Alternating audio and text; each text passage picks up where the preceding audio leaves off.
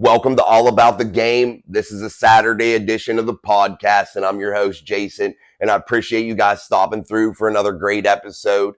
Today, we're going to be talking about why I think Darnell Washington is going to be tight end 1B alongside Pat Freiermuth before the end of this season. And I think it's the writing's on the wall, guys. The Steelers have put it out there. You just got to break it down to see it. In my eyes, I'm looking at this tight end room, and I see a guy, Zach Gentry, who was only retained as an insurance policy, a guy that we know can block. He can be in the run game and be viable in the run game. However, his passing stats and his receiving stats are just very pedestrian. I mean, they're basically non-existent. The guy's only been targeted like 48 times, catching the ball 38 times. An average of 7.8. That's probably his best statistic, his average per catch. However, he's just not being targeted. He's not being utilized. He has 0 touchdowns in 4 seasons with the Pittsburgh Steelers. This guy was picked up in round 5, pick 141 out of the University of Michigan by the Pittsburgh Steelers. And I think they thought that they could do a lot more with Zach Gentry, that he could evolve into something more. However, things haven't worked out for Zach. He's on a deal now that's like 1.2 something million on a 1-year deal. So in my eyes, when I'm looking at that contract, I'm looking at his production over the years. I'm looking at what Zach can do, what his tools are, what his skill set is. And then I see the Steelers go out in round 3 of this year's draft and pick up a guy like Darnell Washington. Yes, he has some injury concerns. Things of that nature, but he can do everything Zach can do. He can block well. They call him the extra tackle down in Georgia, so we know that he's a blocker. We know that he can catch. We know that he can run after the catch. So he has the ability to score, and that's what the Steelers need. They need 2 tight ends that are versatile and able to do multiple things. They can't just have a guy out there that's only there for run blocking. So they need to make sure that they can evolve Darnell Washington. So their insurance policy was keeping Zach Gentry in that room along with Connor Hayward. But Connor's going to be more of a Swiss Army knife out there, as Mike Tomlin likes to put it. And he's going to be out there used in different ways. So there's going to be reps and snaps at that tight end position that are going to need to be filled. So at the beginning of the season, I think it's going to be Zach Gentry. And we're going to see a lot of Darnell Washington here in training camp, preseason, I think, just to see what he can do. And the Steelers are going to see what they have. Are they going to be able to get Darnell out on the field and get rid of Zach Gentry? Basically is what they're going to be looking at. Because they want to be able to, in my eyes, giving him the contract they did, Zach Gentry, giving Zach Gentry the contract that they did, the amount of time they put on that contract. He only got $150,000 in signing bonus. They're just making him expendable. And they're putting him in the position to where if the Steelers want to make a trade, they can add Zach Gentry as that piece, that player piece that will maybe get a bigger trade up over the hump by adding a little something extra. He's your little something extra that you would add to one of those trade packages. So the Steelers they have options with Zach Gentry, and they must like him. He has a great relationship with Freiermuth. So it's not all bad in Zach Gentry in his camp. And I'm not dogging Zach Gentry. I think he's contributed as much as he can contribute, but I think his time has run its course here in Pittsburgh.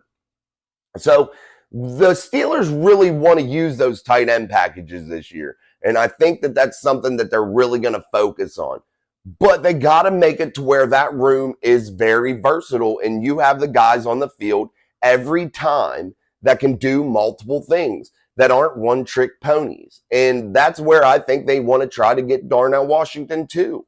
And the minute they can get Darnell up to speed on the offense, up to speed on the game speed of the NFL, and get him involved. And once they get him rolling, Zach Gentry's days will be limited. So whether it be Darnell starts kicking ass in training camp and showing his true colors and being able to contribute early and in preseason games, Zach Gentry's days are truly numbered and he'll be gone sooner than later. And the Pittsburgh Steelers and the Omar Khan know that this is the last ride with Zach Gentry, unless barring injury to somebody like Darnell Washington, a Connor Hayward, people like that, to where if there's one of those injuries, hey, we know we can keep Zach Gentry cheap.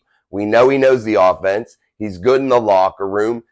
He gets along well with the people in his tight end position room. So it's not all bad. But Zach Gentry is just one of those expendable pieces. And the writing is on the wall. And the Steelers are putting it out there for everybody to see.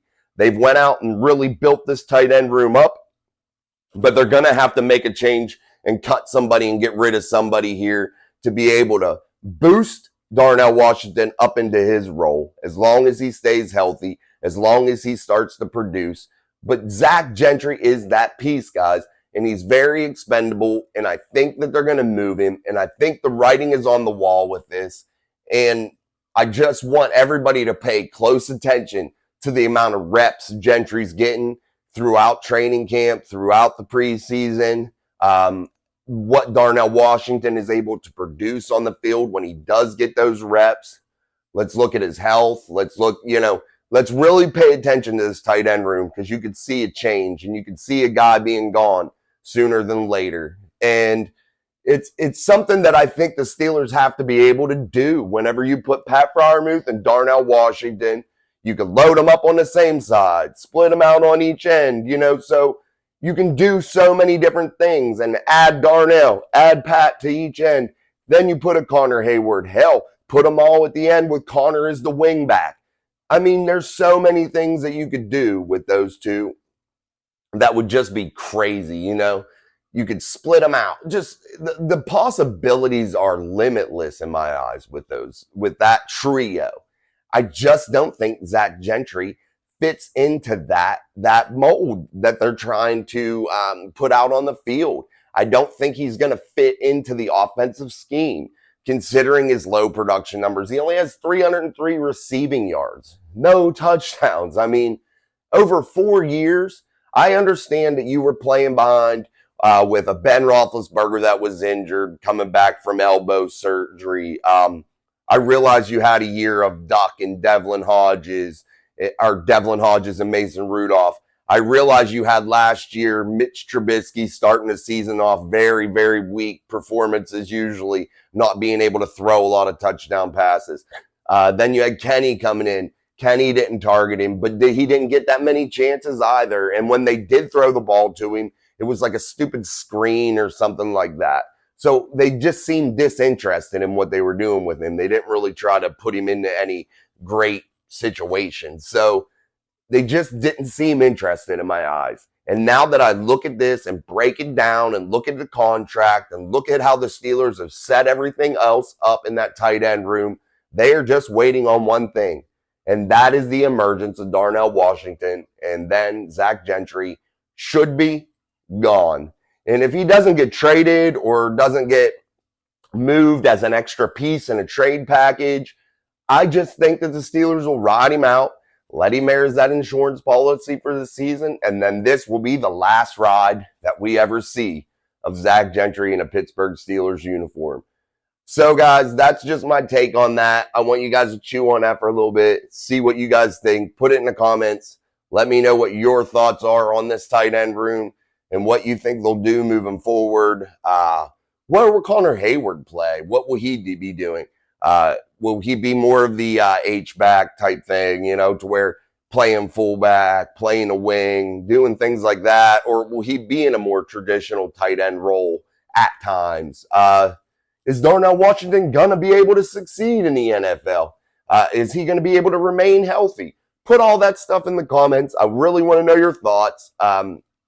Again, this was just a quick 10-minute Saturday episode, and I just wanted to touch base with you guys on that topic because it's been something I've been thinking about, something I've been looking at. I know it isn't anything crazy. We're in a dry news period. So anyway, guys, something for you to chew on. Come back again to Mike Drop Sports. We're always uploading episodes, so turn on the notification bell, subscribe to the channel. Keep coming back. We appreciate your comments. And until next time, keep on watching All About the Game and Mic Drop Sports.